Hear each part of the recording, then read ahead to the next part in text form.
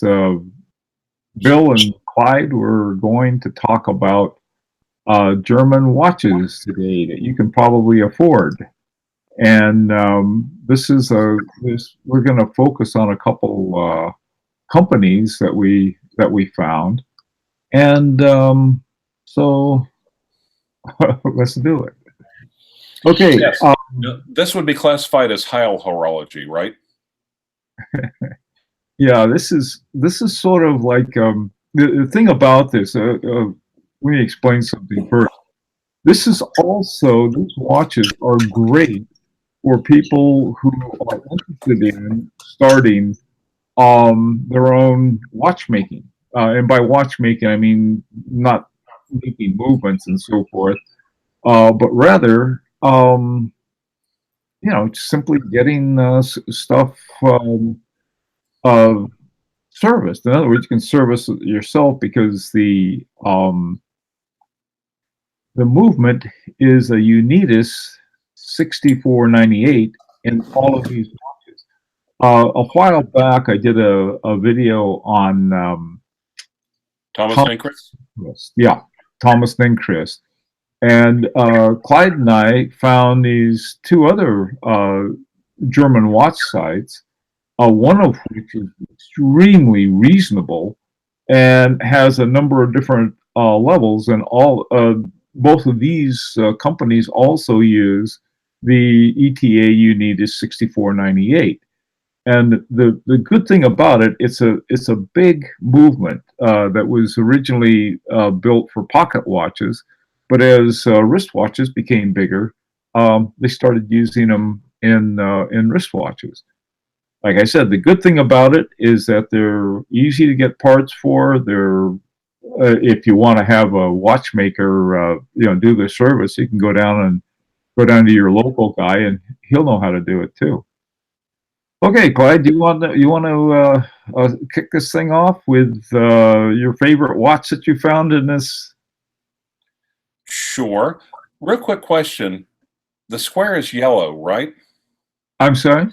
Your square is yellow today, right? What? The square on your shirt is yellow. No, the other side. They're plaid. That's plaid. It's a plaid shirt. Okay. Can you hold on for 1 second? Yeah. No, he's wearing a yellow square today. No, it's green. It's not yellow. It's green. Oh, okay. He says it's a green square. No, I have absolutely no why. No, God knows I've tried to ask him this like half dozen times. He will not tell me. So, all right. But all right. If I can get him to tell me later, I will. Thanks. You guys ought to be able to figure that out. It's not too hard. It's a very common thing. All right. Yeah. Okay. I think there's two.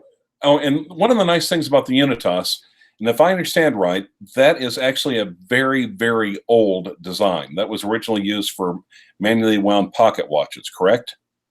Correct. So it's a technology, it's a movement that's been around for literally over a century and still being used today. Which means the Swiss absolutely cannot do anything original. Ever. All right. Oh, can you hold on for one more second? People are complaining about the ceiling fan. Let me take care of it. Dude. No, seriously, he's not telling me why it's green. I have no idea what the color is. No. Yeah, I think it's Masonic, or could be, intelligent. It could be like the Illuminati or some. It's some heinous shit. I know that. All right, I need to get back to camera. It's not the Illuminati. I was kicked out of the Illuminati a long time ago. Oh, I didn't silence my microphone, did I? Yeah.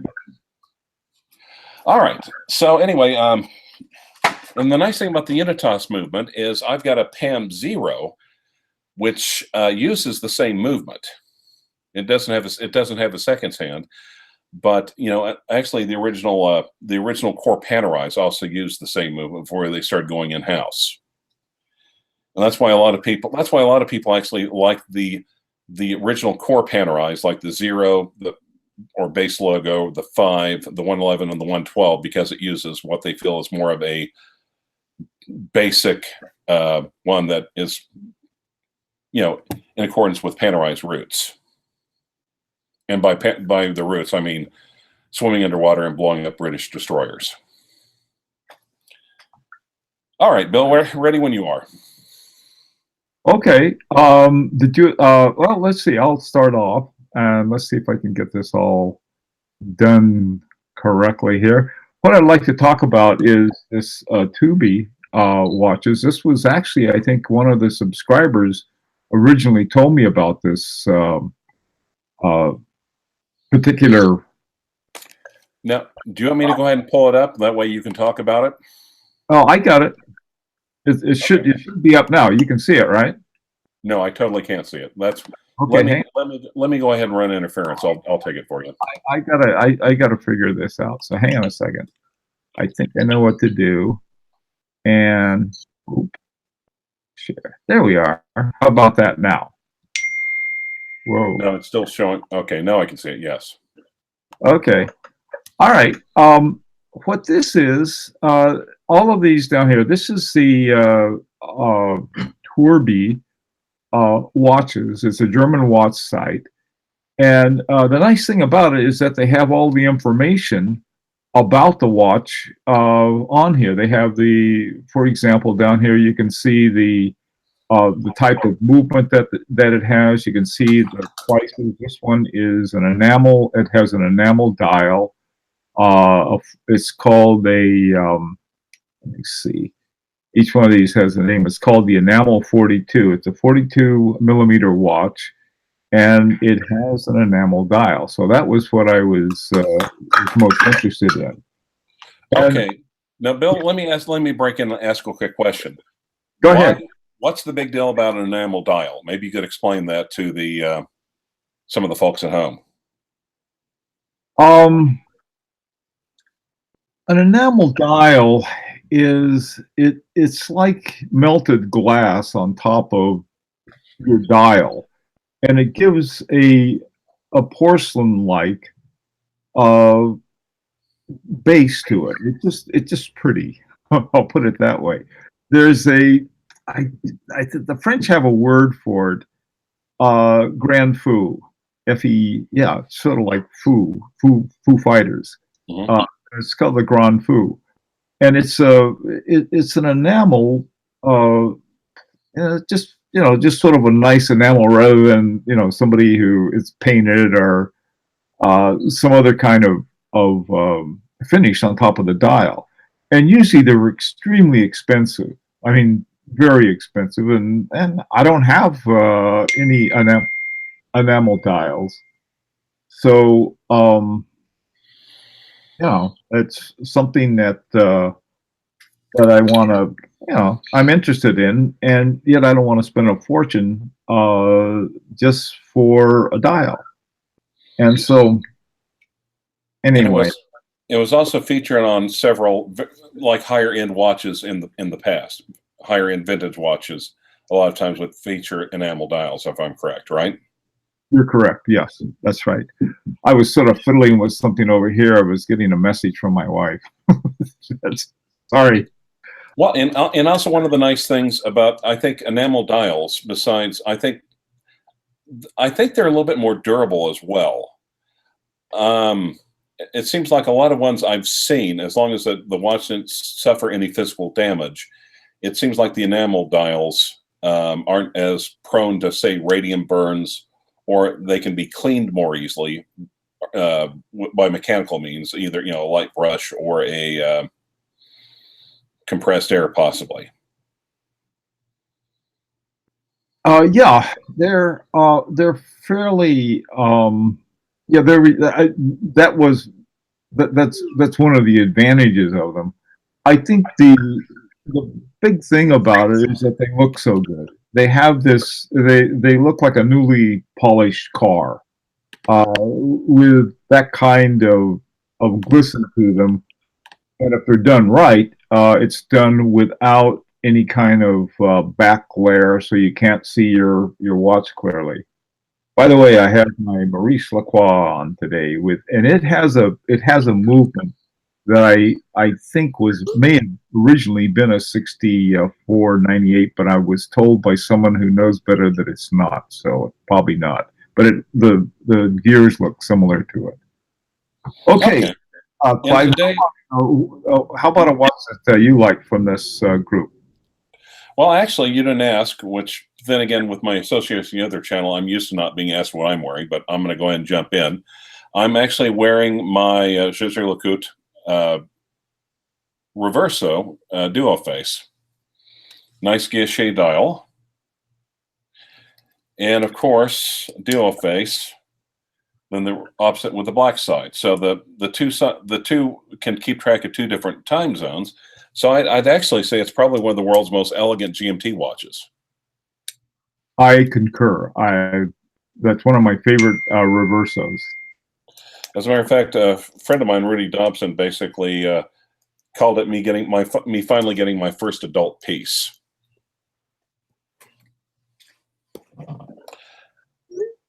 So, what are we? Oh yes, the Tourby. Yes, go ahead. Now, did you put Tourby on your screen share yet, or not? Or do you want me to show what I like? Yeah, no, you can show what you like. All right. The trouble is,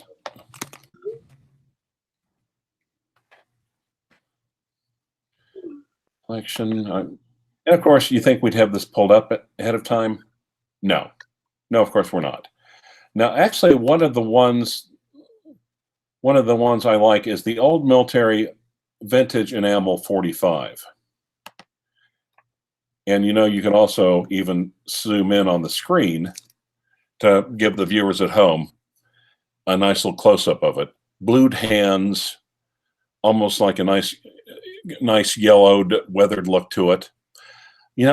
The only thing I really don't like, I don't like Tourby for some reason. I wished, the Made in Westphalia is fine.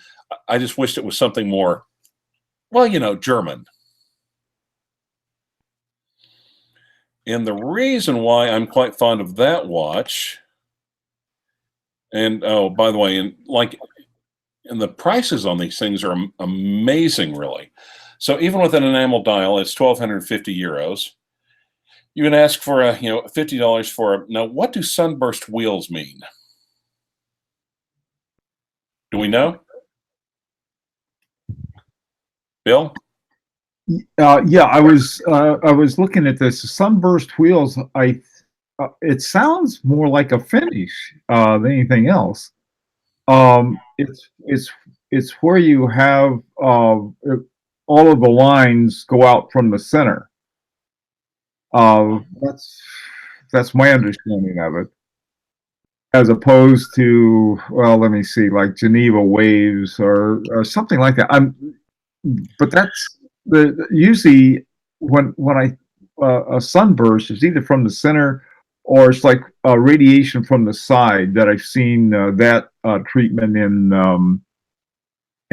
some of the watches. I think this one. Let me see. Yeah, take a look. Can you see what's on my screen now? Yeah. Okay, that's your watch, right? Right. Yeah. This is a Zenith Signal Corps watch. It's over 100 years old. Also similar Unitas movement, similar dial placement. And really, you could tell it was almost converted to wristwatch usage. Originally came on a bun strap.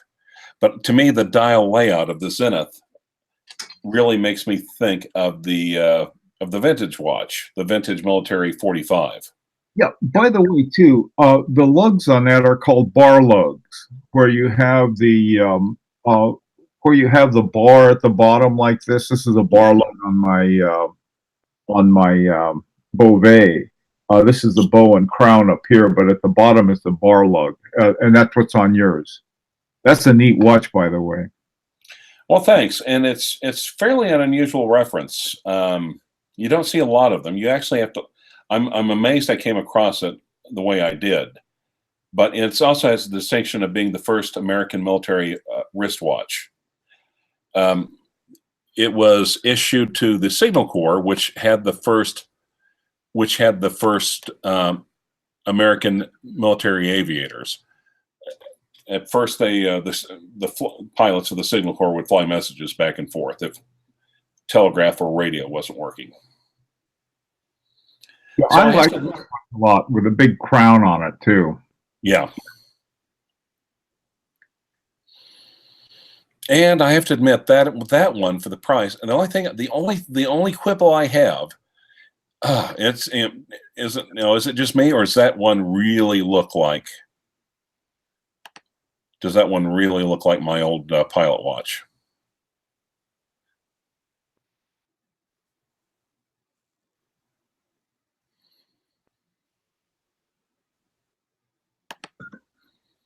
Anyway, cool.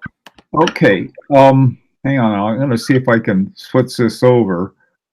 This is the back. This is another watch, and it is a. Hang on a second. Application window. Okay, and Foreman Colossus, I was keeping up the comments. Foreman Colossus said, "Tourby, doesn't that sound kind of British?" And yeah, maybe that's what I don't like about it. Okay.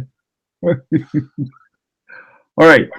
This is the back of the watch, and this is the. Oh, look at that finishing.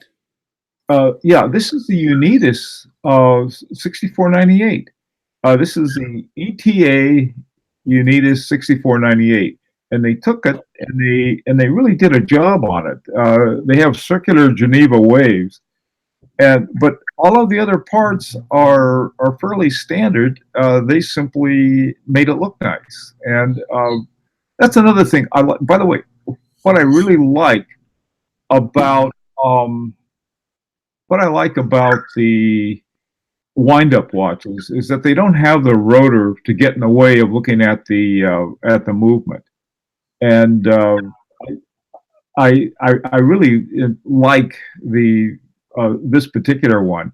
And again, these are very good buys on this. Let me see if I can get this. I guess hang on a second. I can. I'm also going to check my email. I actually sent to Tourby a picture of my Zenith and asked if it was based upon. Oh, that's nice. Yeah, no, this is the Argentine. This is another one I like, and I like the fonts and everything. Is that the thing we were looking at before was the back, where there was where you can see the movement. This is the front, and you can see the blued hands and everything. Well, yeah, and it's called the Argentine because, as we know, after the war, all the Nazis fled from Germany to South America, and it's particularly Argentina. So, obviously, Juan Perón came up with the design for the watch. I don't think so. Oh, God. All right. Okay. Let's take a look at the other ones. We've looked at Tourby. Let's take a look. Here's a comment from Neo saying, "I hope hackers haven't stolen access to my camera. Looking at that movement has me excited." And okay, jocularity aside, oh my God, that is a beautiful movement, though. Good. Hang on a second. Now, what I would like to do, I think I tried to have all of this stuff ready, and second, see, here we are. Okay, this is the other company that we're going to look at today. Let me get back here. And I'm going to have to go to screen sharing and application window and bingo and share. Now, this is Cornehl, I guess, and this is a regulator. I've been looking at regulators for a long time.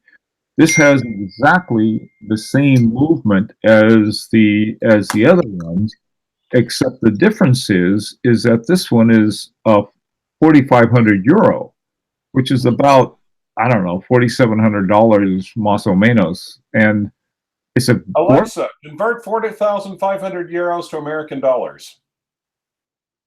40,500 euros is $47,263.50. So 4,263, I guess. okay.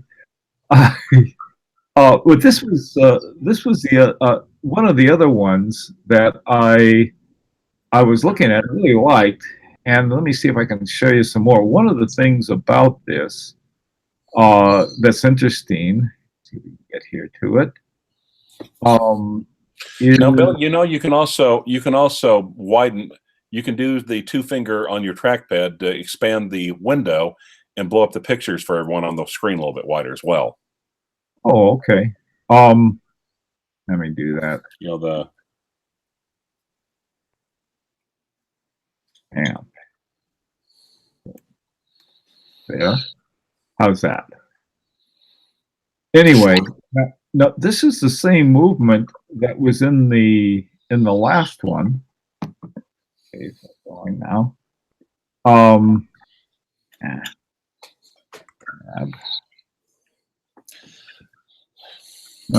Anyway, so they don't take a lot of, so they don't get high points for, you know, innovation or design, because they're taking essentially just a solid, reliable watch movement that's over 100 years old. But it looks like they're putting a lot of time and effort into what one presumes. If they're going to go through and decorate everything, that means that a craftsman's hands has touched every part of the watch. Well, you know, you had with Thomas Ninchrist, he did the same thing. Can you see the swan neck regulator there? Yes, I can. Okay. Now that's something, and also too, you have a brass cover over it. Another thing, you also, when you have a picture like that, you know, you can move your mouse over it. You can move your mouse over it, and people can see you moving your mouse, almost like a PowerPoint presentation or whatever, or a laser pointer on a chalkboard. Okay. Well, what happened when I enlarged it, as you suggested, I can't get to it. Okay. Got it. Sorry. So, anyhow, there is more work that they did on it, but the difference between, you know, 2,500 euro and 1,000 euro, what you're looking for is that, you know, where is that big, where is the big difference there? Mm-hmm. You know, the same thing with Thomas Ninchrist. His prices are about the same. Now he also put in a second stop, and for those who insist upon, well, hacking, I guess is another term for a second stop, you might like that too. But anyway, the thing that I think that Clyde and I wanted to get across here is that these things are very affordable, and you know, they have the Tourby ones. They have a series of different prices. So if you want to add more finishing, or you want to add, you know, a nicer movement or a nicer crown or something added to it, they'll do it, and they charge a little more. I don't think they charge $3,500 more, but they're more, and they actually I think they have a gold case for some of them, and for those they get charged quite a bit more. But you know, this is something, you know, when you're looking at watches, these three watches or three watch companies by Ninchrist and Tourby and Cornehl, they all have the same movement. It's basically running on a 6498. By the way, too, it was developed in the 1950s, the 6498. It was one of the last pocket watch movements that Unitas did, and they did a good job. I mean, it's sort of like just a nice solid movement. There's nothing that is earth-shaking about it, Mm-hmm. but the thing has certainly stood the test of time. Solid, reliable, and the nice thing, as you pointed out, is that any competent watchsmith anywhere can work on these things. Since they've been around for so long, everyone's got the parts. Literally any competent watchmaker should have watchsmith should have the knowledge to quickly and efficiently repair any of them.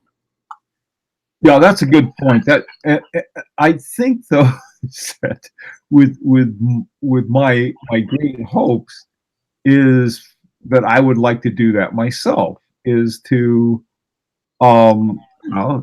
get the start take one apart and put it back together enough times so that I know how to do the oil and everything else. This what's it called, watch zone or time zone, one of the two courses that they have. The first part, you simply take something apart and put it back together again. The second part is that they teach you how to oil it and deal with the automatic movement and things like that. So anyway, that was another thing I was thinking of, because one of the things, interestingly, especially for people who blow money on watches, is that it gets really expensive.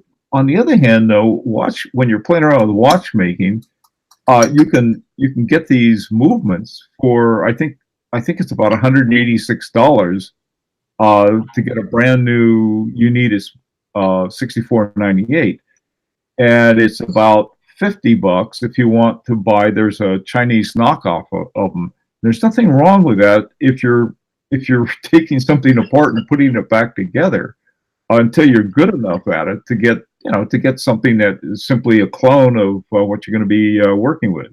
On the other hand, with your final product, you might want to put in a little, something a little fancier. Put in the Unitas instead of the knockoff, whatever that was. But I think. Now, Bill, would you like to give out your address so people can send you watches for you to work on them for free while you hone your skills? Yeah. No, I'll send them your address. God, no. I tell you though, it's a lot of fun. I mean, like, what do you really need? You need a case, and you need a movement, and then you need the hands and so forth. To me, that would be the hardest part. Is that once you get the movement all set up, and then you put the dial picture on, and then you have to get the hands on, and you have this little knot coming up, and you have to stack the.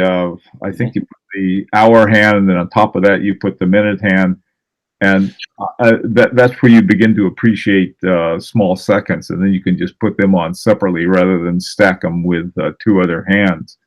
And they have tools to do that with, and steady hands. So anyway, there's a comment by Rasher Bilbo. You reviewed his collection a couple weeks ago. He has an outstanding, one could almost say a Dodson-esque or Robson-esque collection. But he states that there's courses by Walt Odens, and he's an old friend of Rasher's. He said you two would get along swimmingly. Maybe you could have him on a stream. Maybe have a watchsmith or someone that teaches watchmaking. Might be a good stream to have someone to have on.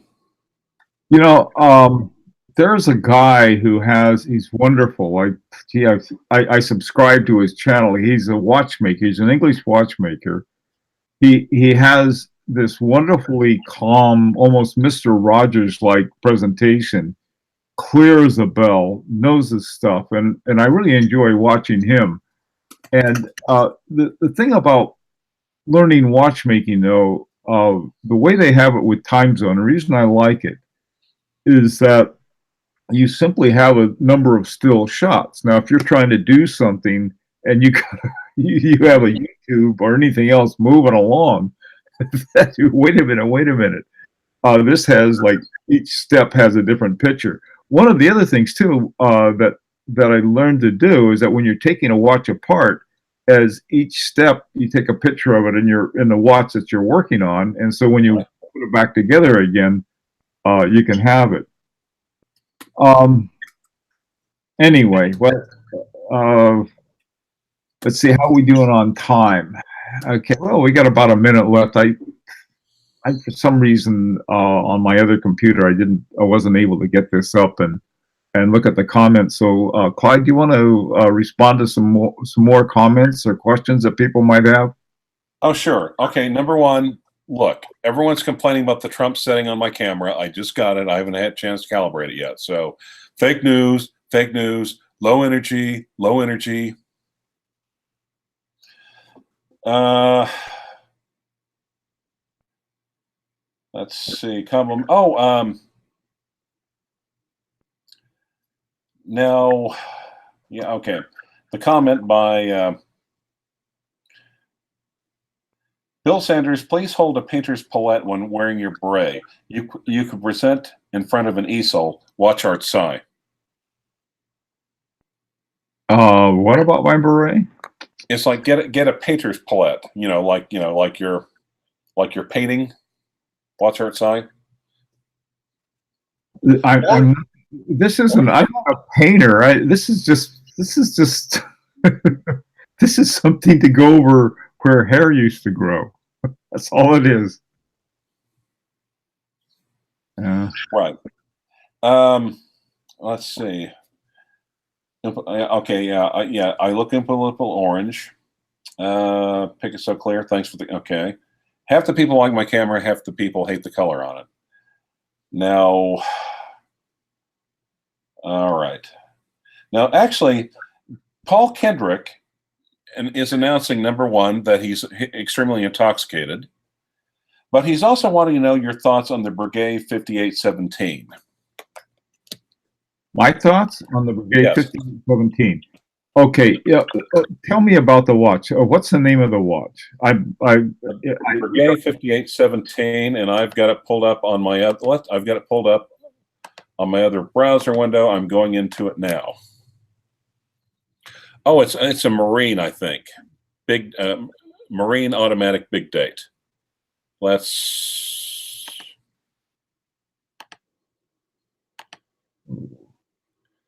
Boy, those are expensive suckers, aren't they? There's one. Yeah, it's a nice looking watch. The watch that I really like is the Blanc Pain 20 for a diver type of watch. But I tell you, I'm probably the last guy to ask about sports watches. I mean, my idea of a sports watch, the closest thing I have to a sports watch is my Parmigiani Tonda Hemispheres, and it looks more like a sports watch ever since I put the NATO strap on it. Most of my watches, though, I guess they're, I don't know, like this is. So some people see a watch like this. Oh, it's a dress watch. Or this is the one I had on my. Oops, there it is. My FP Journe. This is sort of like just a regular watch. The way I look at it. I mean, it's not a dress watch, but it could be used as a dress watch. If you go to the office, it would be an office watch. It's those kinds of things. But on the other hand, a sports watch is for sports, which I don't, I guess for doing sports and things like that, or timing sports. If you go to the racetrack and you put all your money on Hayburner and you want to time them with the other Yardbirds before the race or something like that. Right. To me, and a Rattrapant. I love Rattrapants. I do have one. I guess I have the Mono Rattrapant, which I guess is a sports watch. It's one of the very, very few vintages that I have. Now, what do you think about the claim that the Reverso is in fact a sports watch? Because the whole backstory about polo players wearing it. Oh, the thing is, I don't think yours is, because it when you flip it over, you have another dial, and the purpose of the original one is that when you flip it over, there's a hunk of steel there, so that when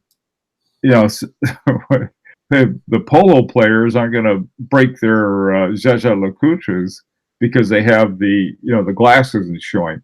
In fact, I think back then they used glass and they didn't use sapphires like they do today. Mm-hmm. So that's the thing about the Reverso. It's a very flexible watch. I think I don't consider it a sports watch in the sense that most of them don't have chronographs. I know they do make chronographs, and I guess a Reverso chronograph with a steel back would be the true sports watch. Fair enough. What kind of people do you think would be interested in watches, the high horology watches like Thomas Ninchrist or Tourby or the other one?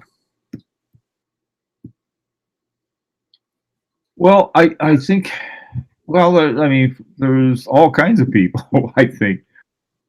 First of all, the good part about it is that you know what you're getting. That I really like. I like the way they have it broken down and everything else.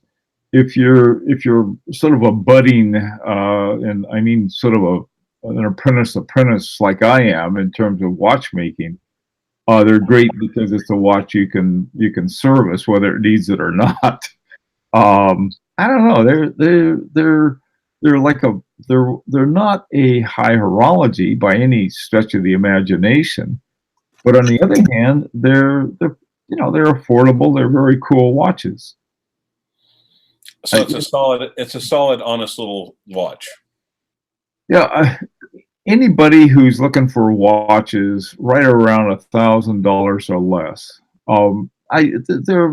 they're an option. I think some of the designs, I like that Argentine design. I like the one that you like, that Corps of Engineers, and oh wait, no, Signal Corps, the Signal Corps one. I really like that one. That's they have some neat designs, and yeah, there's and they're well priced. You know what you're getting. I mean, what more could you want? Now there's a claim on the live stream comments by the media, the creative agency. Clive, cases are made by the same company as Mike's that makes Lange. I could. They could be made in China. I wouldn't be surprised if there are cases that were made in China, because they do have a big case making operation there. Now, Paul Kendrick is asking, Bill, how many watches do you have? How many watches? Yeah, I got about I would say about 14 watches that are part of what I consider part of my collection. I have some other ones, like I have my old Raymond Weil. I have an old Rado that a friend gave me years ago.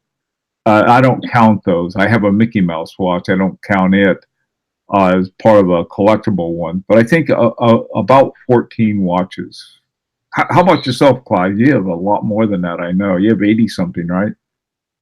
I haven't really counted in a while. I've got a friend over in Florida. I mailed 30 vintage off to him.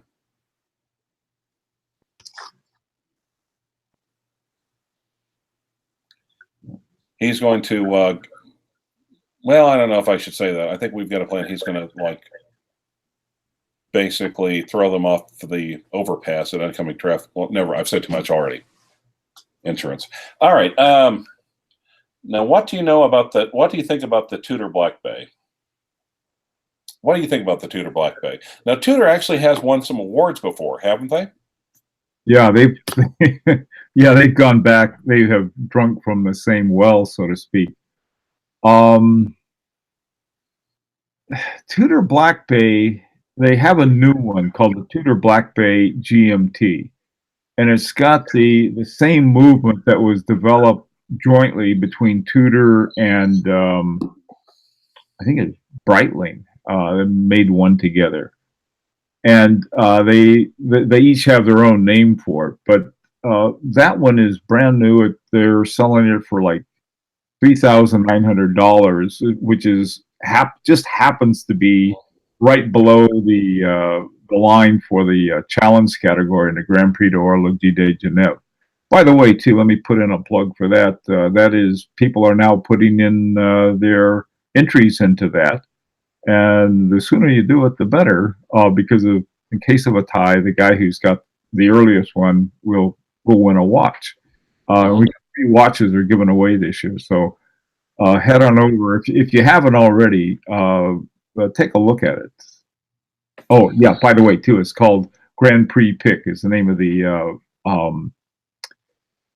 Facebook page. By the way, Rudy is joining us on the live stream comments. Now he's a super collector, and I'm dying. Next week I'd gladly clear the air and let you talk to Rudy. He really is into Trinity watches, and he's got an Audemars Piguet collection that will just knock your socks off. There will be a review of a big part of Rudy's collection tomorrow on the Sunday Watch Art Sci review. Cool. I look forward to seeing that. I've seen some of them before, but it's amazing the story behind some of them. Did he tell you the story about the Cartier?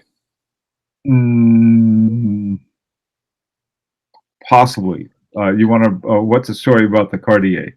I'll tell you. Well, I'll tell you.